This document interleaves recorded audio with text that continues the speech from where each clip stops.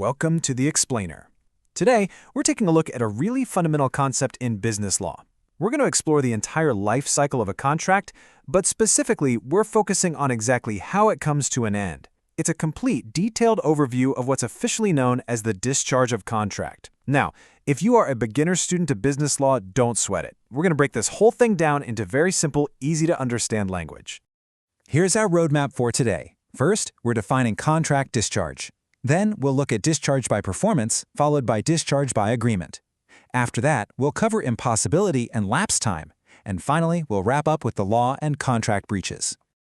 Let's kick things off with Section 1, defining contract discharge, or what we like to call the end of the line. When you think about a contract, you have to remember it isn't meant to live forever, right? It has a specific lifespan. So think of a contract's discharge as its ultimate goal, its final destination. It's really the concluding milestone of the entire agreement. The absolute crucial point here is that discharging a contract simply means the agreement is officially over. We're talking about the termination, the cancellation, or the winding up of a contract. Basically, whatever legal obligations existed between the parties, they are now fully extinguished. Moving right along to Section 2, discharge by performance, which is all about doing exactly what was promised. So, there's actually a massive difference between actual performance and attempted performance.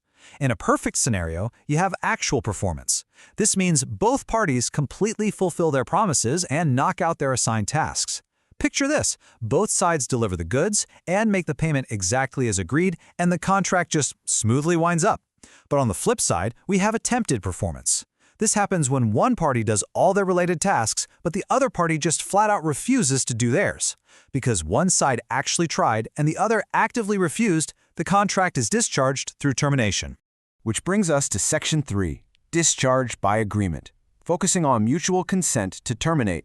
Now, sometimes parties just mutually agree to change or end their deal, and they can do this in a few specific ways. First up is novation. This is where you scrap the old offer completely and just make a brand new agreement, sometimes even bringing in new parties. Then there's alternation. Think of this as tweaking the existing rules to form a new contract with those specific changes. What if you're settling for less? That's remission, where the contract terminates because of a lower price quotation than the original worth. We also have rescission. This one kicks in and discharges the contract entirely if the materials meant to be used simply lack availability. And finally, there's a simple waiver. This just allows one party to let the other off the hook, discharging the contract by not giving value to the right of the other party. Let's head into Section 4, impossibility and lapse time, or what happens when things go terribly wrong. Sometimes a sudden, severe life event just strikes out of nowhere. We're talking about the unexpected death of a party, crippling bankruptcy, entering into an insolvent condition, or a situation where someone unexpectedly loses their sound state of mind. If any of those happen, performance is instantly off the table. In these extreme situations, the contract is discharged simply by impossibility. You know, time is also a pretty ruthless enforcer here.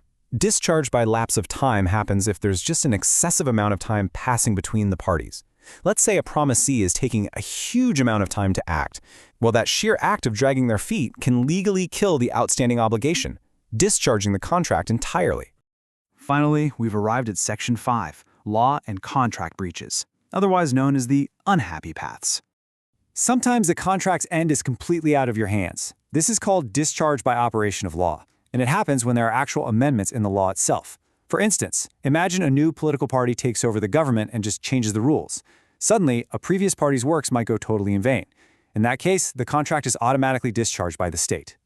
And the very last way a contract winds up is through a breach. Now, this can be an actual breach, which means a promise is actively being broken right in the moment.